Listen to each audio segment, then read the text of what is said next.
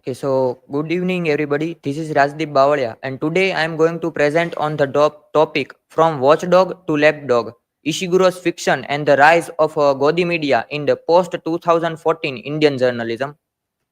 Here are my academic and presentation details, table of contents, introduction. So, from Watchdog to Lapdog, my title uh, is a literary introspection with modern media capture. So, the opening title frames the discussion by linking Ishiguro's deep narrative style with the evolving, compromised role of Indian media. And it invites the audience to explore how literary themes mirror contemporary media practices.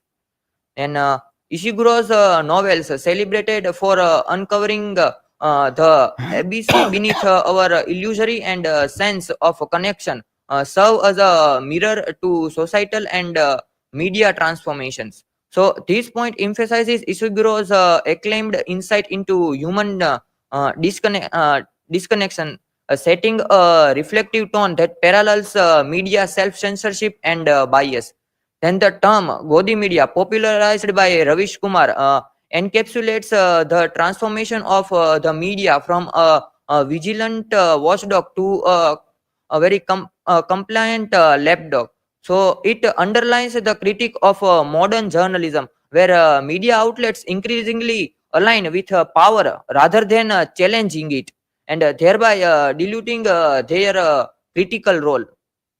And the connection between Ishiguro's fictional worlds and the real politic of Indian journalism sets the stage for a nuanced discussion on accountability and ethical responsibility.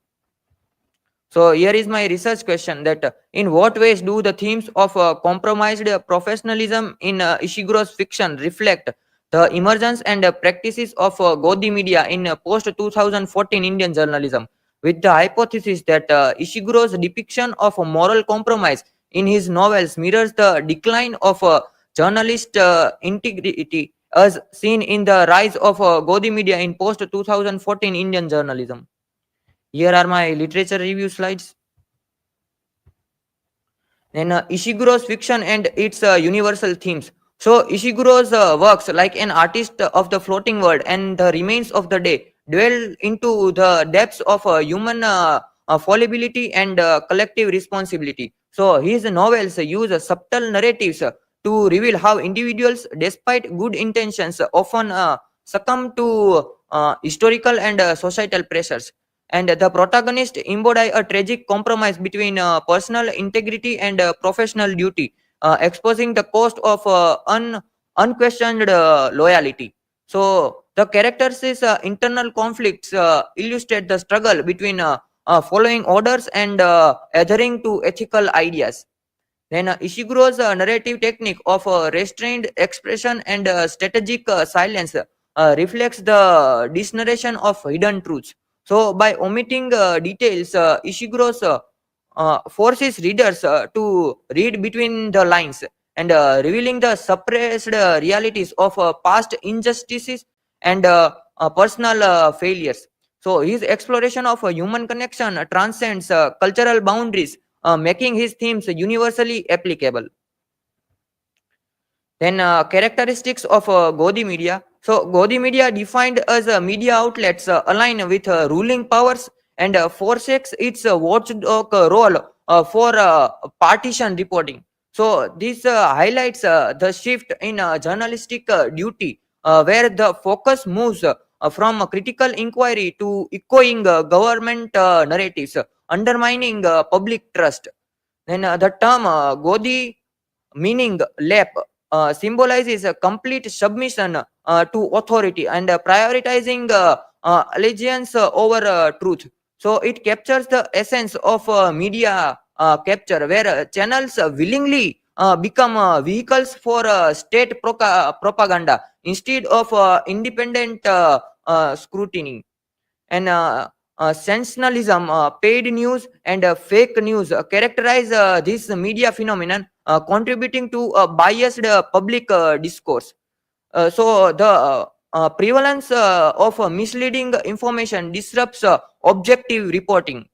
And instances of government influence and corporate backing further erode journalistic independence in India. So these systematic factors create a scenario where media integrity is sacrificed, resulting in narratives that serve political interest rather than the public good. Then parallels between Ishiguro's protagonists and media anchors. So both Ishiguro's protagonist and contemporary media anchors exhibit a failure to uphold the expected professional integrity. In We have example of many news media channel anchors like Arnab Goswami and others also. So in the novels, characters compromise their ideals, a pattern mirrored in media anchors who prioritize aligning with government, and the protagonist is adherence to outdated codes of conduct parallels the media's retreat from objective reporting. So this analogy draws attention to how both groups are trapped by legacy practices that impede genuine critique. And the comparison questions whether professionals and whether in literature or media can remain impartial amidst external pressures. And the erosion of accountability in both fields prompts a re-evaluation of what it means to serve the public interest. So this shared dilemma underscores the broader societal implications of how compromised integrity, highlighting the urgent need for reform. Then professionalism and the crisis of integrity. So Ishiguro's characters such as Mr. Stevens and Masuji Ono demonstrate how personal ambitions are subverted by professional obligations. So their internal conflicts reveal a tension between personal conscience and the duty to confirm a dilemma that resonates deeply in today's professional world. And the novel's critique the notion of professionalism that demands impartiality while ignoring the underlying moral compromises. So this critique challenges the conventional standards of professional behavior, urging a reconsideration of how ethical accountability is measured. And in the narrative of this narration, strategic silences mask deeper truths about personal and institutional failures. So the deliberate omissions in the narratives serves as a metaphor for the unspoken compromises that both individuals and institutions make. And the failure of ethical responsibility is not confined to fiction but extends to media professionals who mirror these lapses. So these observations draw a direct line between the literary critique of professionalism and the contemporary crisis in journalistic integrity. Then media capture and political influence. So media capture manifests when economic dependencies and corporate banking force news outlets to align with governmental narratives. So this dynamic undermines the independence of the press, turning news channels into instruments of political persuasion rather than watchdogs. So, and paid news and sensationalist reporting have become common tactics, and compromising the core function of informing the public. So such practices skew the presentation of facts that prioritizing the profit and political gain over objective journalism and critical debate.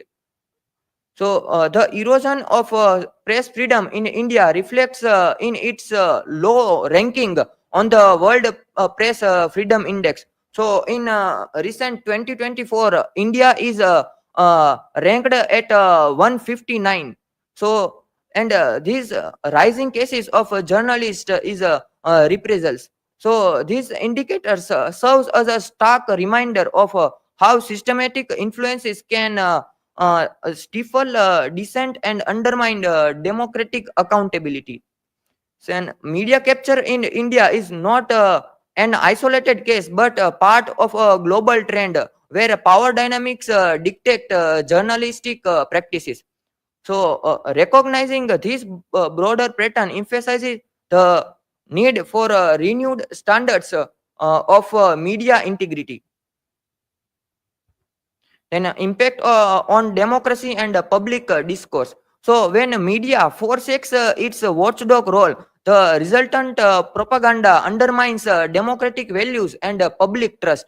So this point stresses that the failure of media to challenge authority leads to dangerous erosion of accountability in democratic societies. And the rise of fake news, as noted by Ravish Kumar, has become a, a preferred tool for subverting democracy in both autocratic and fragile democratic settings. So, the manipulation of information distorts public perception and fuels polarization, and thereby weakening the democratic process. And the interplay between media freedom and government respect for human rights is complex and varies across regimes. And this shift toward Godi Media signifies a broader societal crisis where institutional checks and balances are at risk. So the decline in independent reporting very jeopardize the essential function of media as a guardian of democracy and public interest. Then critique and reflections on narrative techniques. So Ishiguro's use of controlled omissions and strategic silences invites readers to question the veracity of both personal and institutional narratives. So this narrative technique not only deepens the literary experience but also mirrors the selective reporting found in compromised media practices. And the protagonist self deception and reluctance to confront their past echoes the broader failure of ethical accountability. So, such self deception serves as a metaphor for the modern media's tendency to overlook inconvenient truths in favor of a biased narrative. And the critical lens applied to both Ishiguro's fiction and Godi Media challenges audiences to reflect on the consequences of ideological conformity. And by exposing these parallels, the analysis calls for a re-evaluation of professional integrity in both creative and reporting practices. So the critique is intended to spur dialogue on reforming standards of accountability and transparency in all uh, all type of public life. Then conclusion. So the convergence of literary narratives and media practices reveals a shared crisis of professional integrity and accountability. So this synthesis encapsulates the center argument that both Ishiguro's fiction and modern media exhibit troubling similarities in their failure to uphold ethical standards. And the erosion of the watchdog role, whether in literature or journalism, threatens the foundations of democratic discourse. So it underlines the dangers implications of compromised accountability. And by drawing these parallels, the discussion urges a critical reassessment of how power and responsibility are managed in society. And the closing reminder or find in the novel remains of the day that try to make the best of what remains of my or our day. So this resonates as an invitation to restore integrity and accountability. So this concluding note reinforces the imperative to reclaim and revisit the ethical functions of both literature and journalism. Here are my learning outcomes that exploring Ishiguro's narratives alongside Godi Media has deepened my awareness of how literature can reflect and critique media ethics and democratic accountability. So, this journey has reshaped my understanding of the interplay between creative expression and societal responsibilities, and which prompts me to value ethical integrity across disciplines. Then engagement with the comparative analysis has transformed my personal perceptions, making me more critical of media narratives and appreciative of balanced independent journalism. So I now recognize the importance of questioning established norms and encouraging a more discerning approach to both media consumption and professional conduct. And the insights gained have refined my opinions on professional integrity, emphasizing the need for genuine accountability and transparency in both literary creation and journalistic practice. And my experiences exploring these themes have not only enriched my academic understanding but have also sparked personal growth, motivating me to advocate for truth and accountability in all forms of expression. So the process has underscored the transformative potential of critical inquiry, leaving me with a renewed resolve to contribute constructively to public discourse and ethical media practices. So here are my references. Okay, thank you everyone. Any questions?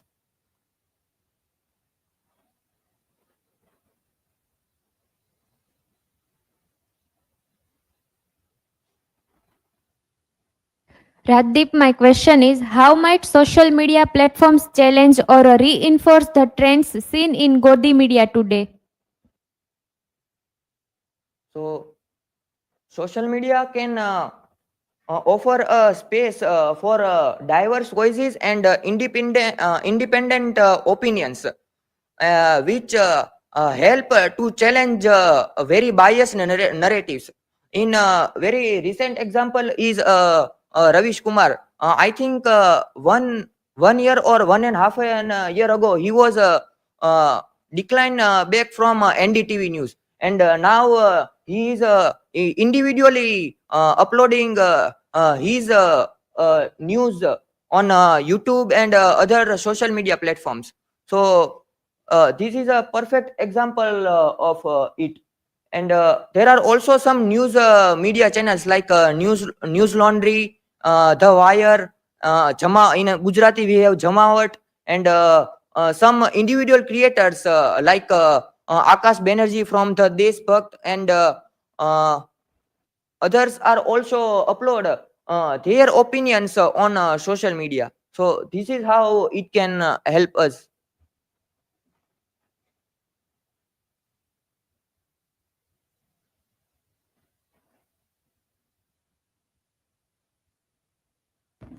So, my question is, what role can alternative or citizen journalism play in countering the effect of politically aligned media?